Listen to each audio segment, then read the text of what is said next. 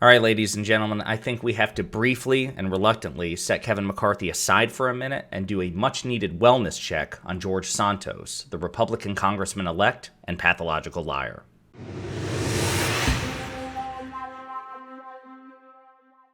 All right, everybody, you all remember George Santos. He was briefly the poster boy for Republican dishonesty and Republican failure towards the end of last year.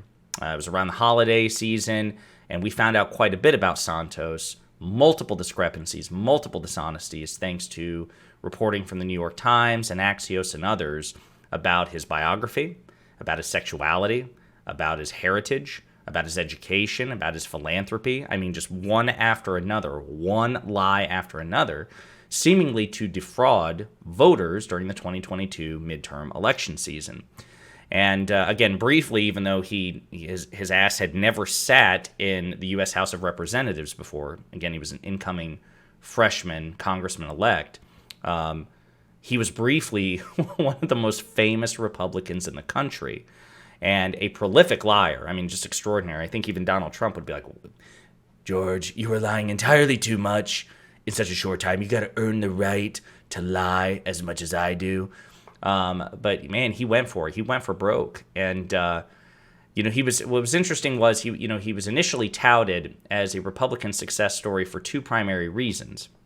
Again, he flipped a seat in New York. He's representing Long Island out of New York, and a Republican getting elected in New York. I mean, it's not like it never happens, but when it happens, it's considered quite a coup by the GOP, and understandably so, because it's one of the big blue bastions along with California, right? So it was seen as the GOP gaining ground in an otherwise lefty state.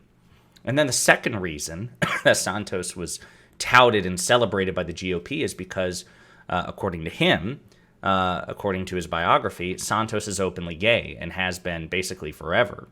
And so the GOP cynically attempted to exploit that, saying, look, the Democrats, they try to tar and feather us as homophobic and bigoted, but look, we're electing the first gay Republican congressman to the House of Representatives. I mean, look at how socially progressive we are, relatively speaking. And again, that's crap, right? It's just not true. The Republican Party is still collectively, right, in terms of its leaders. I'm not saying that every Republican voter. I'm not even saying that every Republican politician. I'm just saying the spirit of the leadership that animates the GOP, the policies that they support or will allow to develop, they are still relatively homophobic, transphobic, misogynistic, and so forth. This is, electing an openly gay congressman hardly redeems a party that even now has incredibly bigoted inclinations. But even that, it turns out, is dubious because there are discrepancies about George Santos's sexuality, at least to the extent that he claims it, right? Because it turns out he was married to a woman for years. In fact, right before the election cycle. So we don't know, the extent to which, this fact is true about him. We've also learned that his claims of Jewish heritage, he's just flat out lied about that. He said for a long time that he was Jewish, but then he said, actually, no, listen, every time I said I was Jewish, what I really meant was I'm Jew -ish. Like I'm kind of Jew. And it's just like, what of all the attempts to save face, you're gonna appeal to a silent hyphen. I mean, it's just absurd. And actually, of all places, the New York Post has done, this right-wing rag, right? They've done actually a really good job tracking George Santos's many, many, many, many, many lies about his employment. He said he worked for Citigroup and Goldman Sachs. Both of those companies came out and said, we have no record of George Santos ever working here. His education, he claimed that he, earned degrees from NYU and Barrett College, and admissions advisors from both of those institutions have said, actually, no, we looked at our records. We have no record of George Santos here. His history of philanthropy, he supposedly ran a charity that was dedicated to, I think, cats and dogs that we found no record, like the New York Times and Axios found no record of such a charity existing. He claimed that he employed 4 victims of the Pulse nightclub massacre in Colorado, and that's not true.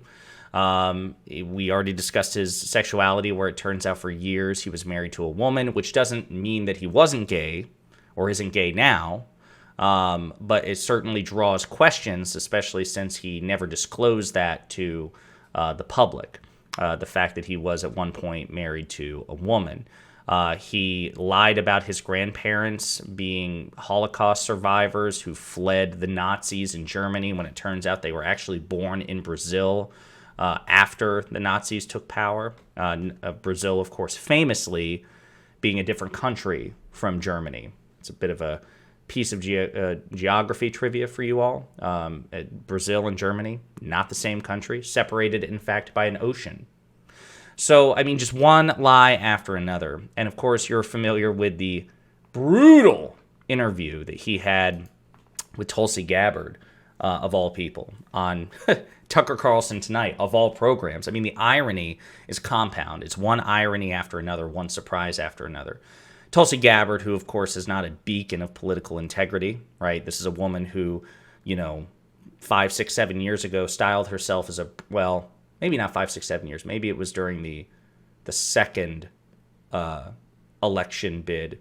But like within the past decade, she styled herself or tried to rebrand herself as a Bernie Sanders style Democrat, a progressive, and a Bernie supporter. And then over time, she just moved rightward or moved back rightward because, of course, before that, she had a history of political conservatism. Then she swung to the progressive side and claimed her progressive bona fides, but never proved them. And then she just kind of circled all the way back around towards the right. She began to be openly critical of Democrats more so than Republicans, even though any sane person who's evaluating these two parties would recognize that for all the Democrats' many, many, many faults, and they are many, the Republican Party is objectively worse on every metric. And so when you're stepping over a dollar for the sake of a nickel, when you're stepping over and you go out of your way to avoid criticizing the Republican Party, to criticize the Democratic Party, it just makes me wonder where your values are. Then, of course, she became a frequent contributor to Fox News, particularly Tucker Carlson. She was a frequent guest of his, moved her way up to becoming a guest host for Tucker Carlson, actually running his program for him when he was on vacation or performing blood rituals in his basement, whatever it is that he does for kicks. And now she's actually landed a full-time gig with Fox News. So, again, hardly a beacon of political integrity.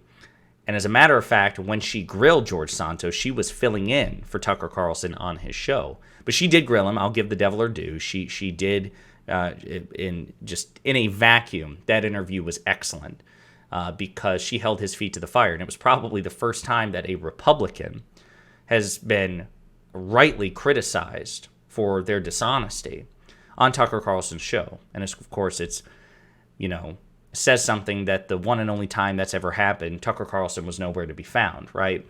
And it was brutal. It was hard to watch, right? I don't like Santos. I typically have quite a bit of schadenfreude seeing Republicans fail and Republican dishonesty being exposed. But it was done so brutally here that that my cringe tolerance was just rapidly exceeded. The Geiger counter that I have internally for evaluating cringe in others, it was just beep, beep, beep, beep, beep. It was freaking out. And so it was really painful to watch. It was hard to watch. At some points I had to skip past certain beats because you could just see the shame and the nervousness and the anxiety in his face. And but she didn't relent. And yet, when January 3rd rolled around, he walked into the U.S. House of Representatives because he was supposed to be sworn in, right? He didn't resign, even though every Democrat called for him to resign. Quite a few Republicans, or former Republicans, called for him to resign. But Kevin McCarthy didn't, because Kevin McCarthy was banking on his vote, right? And George Santos pledged to give it, and George Santos did give it. But here he is. He's pictured sitting dejectedly, bored, tired, staring off in a 1,000-yard stare while all this drama unfolds. He has yet to be sworn in because a speaker has to do that first, and they don't have a speaker. And I don't know if I wonder if low key maybe George Santos is actually quietly relieved that all the scandals going on around Kevin McCarthy, because it's taking a bit of the pressure off him. And then the last thing I'll say, I mean, that's speculative, right? I have no way of knowing that. Clearly, he doesn't look happy here, but I wonder if, again, just he's quietly relieved that the focus is no longer quite on him. But the last thing I'll say is just a bit of a reminder that George Santos is under investigation locally. I think Nassau County in New York. The New York Attorney General is also said that they would be looking into to his actions. And internationally, apparently Brazilian authorities are launching an investigation into Santos because of business dealings that he supposedly had in Brazil. So he's suspected of fraudulent activity internationally as well. So, it's we'll see. We'll track his career, however short and scandalous it may be, with great interest. Again, he's resisting calls to resign, so he'll probably, much like a barnacle clinging to the hull of a rapidly sinking ship, George Santos is probably in it at least for the next 2 years, but we'll see.